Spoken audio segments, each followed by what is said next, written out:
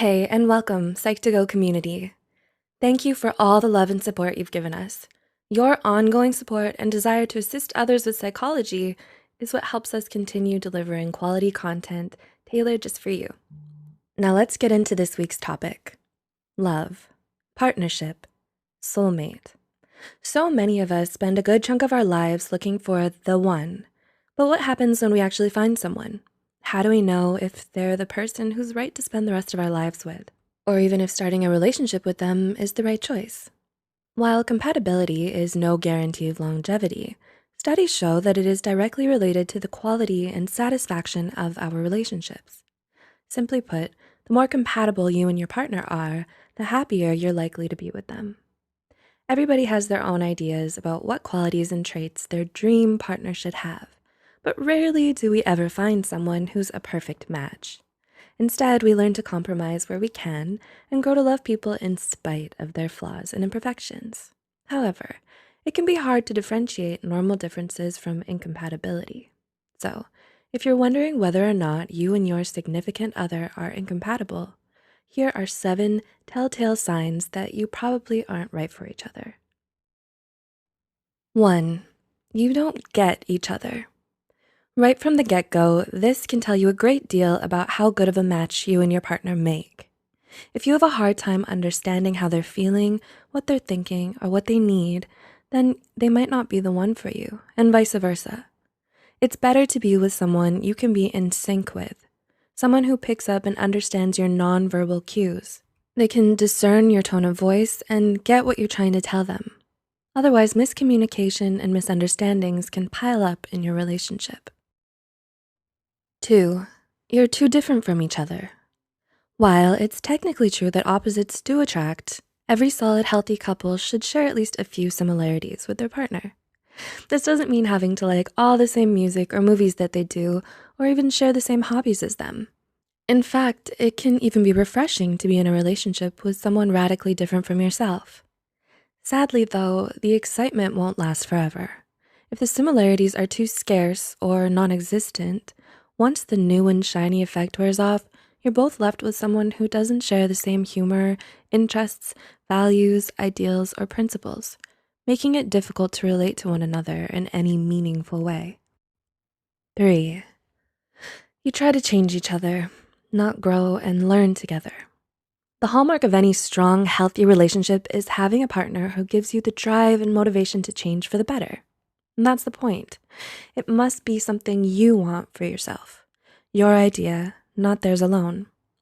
Despite your partner expressing irritation or dissatisfaction with the current you, it's generally ineffective and not sustainable if you're forcing change on yourself solely because they want it and you don't. You have to want it for you, and this goes for many things, whether it's the way you dress, speak, or who you hang out with. Only you have the right to decide who you want to be. If you don't feel comfortable showing your true colors to your significant other, even in a private setting, this is a definite red flag. 4. There is constant or highly frequent arguing. It's perfectly normal and healthy to disagree with your partner about something from time to time, especially if it's over something that's important to the two of you. We didn't choose this person so we could be with a clone of ourselves. The disagreements become a problem, however, when the arguing is constant and over the tiniest of things. It's even unhealthier if the fighting is dirty, shouting, name-calling, humiliating each other, holding grudges, and emotional blackmail. Being in a relationship with a partner who tends to bring out mostly the ugliest side of you is never good. 5. You attain peace by avoiding all the problems. It's all about moderation. While constant fighting is obviously not ideal, it's also not good for a couple to never disagree about anything. You need to be honest and communicate openly with one another about how you feel, even if it's not in agreement with the other person. Constant pretending everything is okay or blind agreement to the wants of the other person does not make the relationship stronger and may in fact result in a catastrophic blow-up later. Conflict can be a positive bond-building event if it can be given and taken constructively. It then can lead to personal growth and a deeper mutual understanding. 6. Your socializing is isolated from everyone else. Do you find that when you and your partner go out, it's nearly always only with each other? No friends, no parties or group hangouts? Do you never spend any time with their friends? Have you even met their friends? Is their family still a group of mystery people you've never been introduced to? Even though you've been together for a while? If you answered yes to any of these, this could be a potential problem.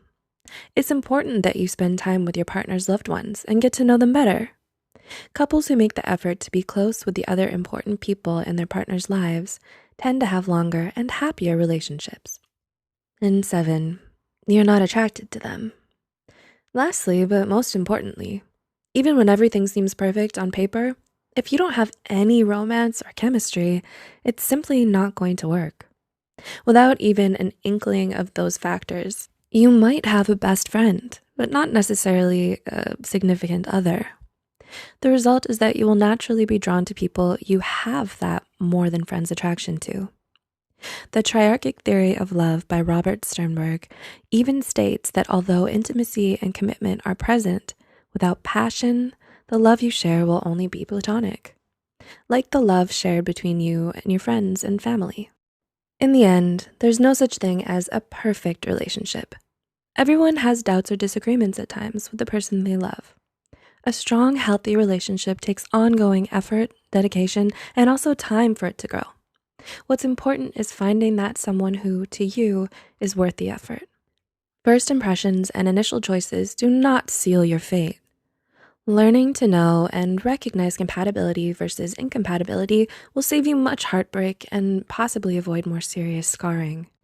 So take the time to evaluate your relationship with these key points in mind, and honestly ask yourself, is my partner right for me? We hope you enjoyed the video and learned something new about yourself and others. Please like, share, and give feedback or comment below. Let us know what you'd like to see next. Don't forget to subscribe to Psych2Go for more psychology content. And as always, thanks for watching and taking this short psychology journey with us.